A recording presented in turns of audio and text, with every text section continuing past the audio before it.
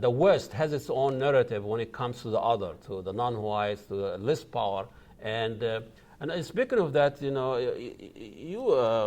Professor Samman, you had two books, and I really was intrigued by the last one that you have there, The Clash of Modernities. And, you can't help it when you hear the title like that. You are making an argument versus the clash of culture that Hampton, had it, and everybody, I don't know, it's been discredited so many times, but still an anchor that we can have our argument. Tell us a little bit from that, the clash of modernity, what are you talking about? Yes, it is an opposition to the kind of Huntington worldview of the clash of civilization, which views the world in terms of different cultures that are clashing, right? So as the world becomes more globalized, cultures are becoming tighter and more likely to clash. That's his thesis, that it's all about cultural differences. So right? there is like imperative, there is like no escape, this is going to happen. It's like this is an imperative. Exactly, and this is why he actually recommends that the U.S. build up its military, because the more globalized we become, those very different cultures like Islam and the Muslim world will become the major enemy of the West, right? Because according to him, we're so different from each other that's the cause of the conflict. Now, unfortunately, that's a very problematic discourse, right? It views all conflicts as stemming from cultural differences. And it hides the material and political interests and the kind of colonial policies and military escapades that that have been part of our world, and of course occupation, right? It turns it into just cultural differences, and that's what the conflict is about. So it hides other things happening. I think intentionally so, unfortunately. And usually it's the major response of those who want to challenge it fall in line with that. They turn it into, well, no, Islam really is not about violence. It's not about jihad. You're misreading jihad. You're, no, they have a good religion, and they try to find citations from the scriptures. We need to help them out. Right, and it stays within that cultural script, if you see what I mean. Even the people who are disagreeing with his thesis, they're still making the same mistake. Absolutely, yeah. So the challenge unfortunately, by a lot of intellectuals is to fall in line with it, and they think they're challenging it when in fact they're allowing that debate to structure them in such a way that stays cultural, right?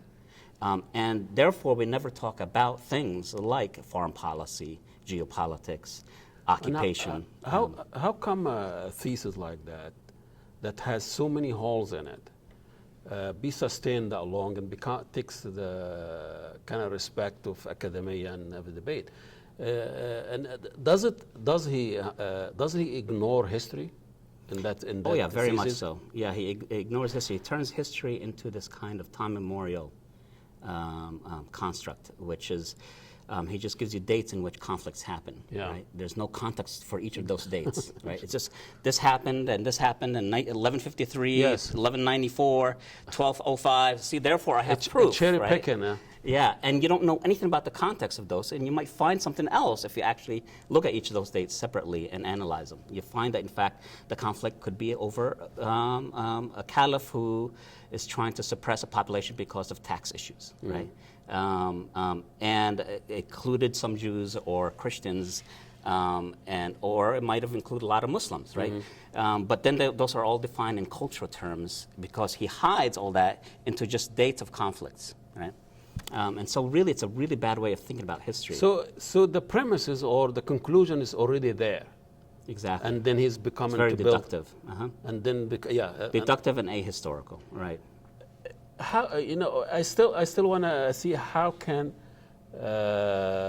such narrative have traction. Yeah, right? exactly. Have attraction, sustain that legitimacy, and keep that debate going when in fact there is so many evidence stand against it and so many holes. I mean, in that just to be fair, there is a lot of challenges. I mean, mine is not as original as we're making it out to be here. There's a lot of people making really serious good, challenge. Serious challenges, but they never make it into the mainstream. That's the important thing, right? So there is a percolation of really interesting insights into how this conflict between the Middle East and the West, whatever you want to call it, between Palestinians and Israelis, that are not based on these kind of cultural scripts, right? But they don't make it into the mainstream. You have to actually go and search for them, right? So they're out there, but the dominant narrative in the mainstream kind of marginalizes them and keeps them on the margins. You just have to work hard to get that information, unfortunately. That's it. It's like in Ramadan, you have to work hard to go and find the... And the best way to see how that narrative is maintained is to, one, is to watch a lot of media, which I do. It's quite hard to watch a lot of media. You have to be an expert to, you have to be a dedicated, talking about the average consumer of information. Right. They spend, a lot of time, shopping. And unfortunately, if you go to bookstores, what do you see? The number one seller, people think that the way to understand the Middle East is by picking up the Quran somehow, right? By reading the scripture, you'll learn about the other people, right? This is how... Interesting. And that's actually the number one selling book when it comes, 9/11. right? That becomes a way for people to learn about that part of the world, right? And the other one, unfortunately, is people like Bernard Lewis and Samuel Huntington, which have huge publishing backbone. Machine. And they get their books out, and it's like, I don't know how many books Bernard Lewis has, like 20. And they're really all the same thesis over and over again. And it's the books that you find in Barnes and Noble, even and other places. The one he got after 9/11, What Went Wrong. Right. Even the title itself, it's almost imperative and premises something wrong went, and he figured it out. But all this will not happen without the people who have power, that they use those kind of culture narrative or cultural analysis to really sustain their foreign policy that is violence and so on. So what's the relationship between the people who make decisions about power? Right. And if you're in power, it doesn't help your cause to invite people who are talking about it in non-cultural terms, right? If they are starting to talk about it in the way that we might do here, right? Talking about the actual occupation, right? Talking about Israeli policy in terms of Palestine, talking about Iraq in real ways, right? Not just about the tribal affiliations.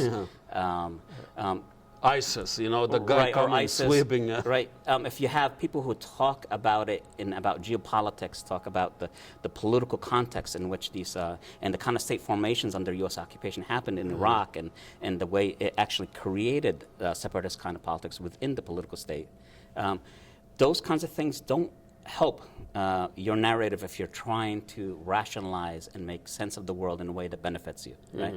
So those who are likely to speak like that don't get the exposure, airwaves, right? They're less likely to be invited. And when they are invited, I have stories I can tell you when I've been invited on media sources. A half-hour interview 2 minutes would be turned into a 2-minute edited job. And the important things that you said that actually challenges the way we think about the politics is removed. I don't know if it's intentional or just by accident or they don't understand what I said. Could be all of those. It's interesting that it always turns into the most mediocre margin, like there's no political context. Why can't they miss the And I turn into one of those people to them, so the power of editing is also important. It's really the distribution of information, the mechanism, logistic is part of but how about and unfortunately the highbrow media sources like New York Times is not much of a help, right? Oh, no. Washington Post is a little bit better, but still very problematic, right? New York Times, unfortunately, is one of those. I mean, if you looked at the whole post 9/11 and the invasion of Iraq in 2003, they just completely gave. It's almost a semi-official, mouthpiece. Right, and when it comes to the Israeli-Palestinian conflict, it's very pro-Israel. And still, people quote the New York Times all the time. Yeah, I think there's more and more people questioning the validity of the New York Times, in both directions. I think, sometimes in the wrong direction, like the very right wing in the United States, the liberal paper. But I think in the more legitimate sources, as being not that challenging at all. It doesn't have real news anymore. It doesn't have the people on the ground outside of the political speak all of the opinions elites. and rehashing. Yeah, the Thomas Friedmans, these jokers that really, I just don't understand how they can become serious intellectuals. And in France, they would be laughed out. Very quickly, He's writing for a very simple audience. Simplifies complicated issues. Yes, it's a simple audience, but I think Americans could definitely handle something more substantial. Should give them some credit. I think they understand what we're talking about. Like the way we're talking here, I think they could get that. We're going to find out soon if they go and read the book. But how about you in your academic work? The kind of people, are they same thing? Can you have this discussion, debate with colleagues and coffee there without really worrying about there's two sides to that. I think with colleagues, I can definitely, and in my classes, we have great discussions. We have really good. The students, you have elite students. Macalester students are wonderful.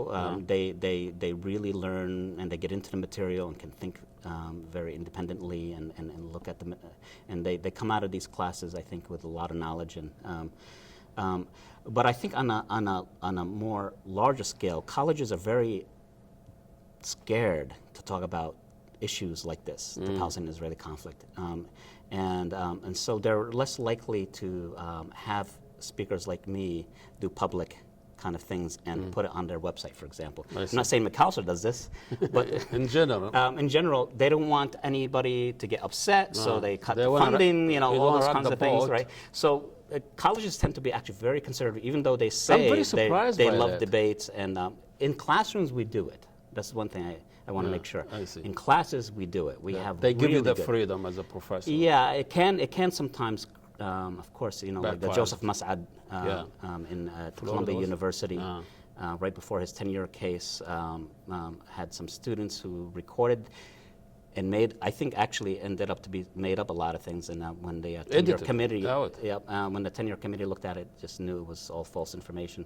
But that went straight to the political. I think it was a congresswoman or a congressman in New York City, who took up the issue and made it into a public issue. Right. So it can once in a while come out of the classroom and become politicized. He was found completely. It was completely found that there's no substance to this, and he ended up getting tenure. And it happened to many of my friends and colleagues. Oh, they get even laid off on fire. Yeah. So in the last minute or so, who speaks for the Palestinian now in this country? Beside you? There is a lot of people speaking about the Palestinian issue. There's someone you just, I think, recently interviewed, for example, Juan Cole, Joseph Mas'ad that we mentioned earlier. And there's sociologists, there's political scientists, there's anthropologists.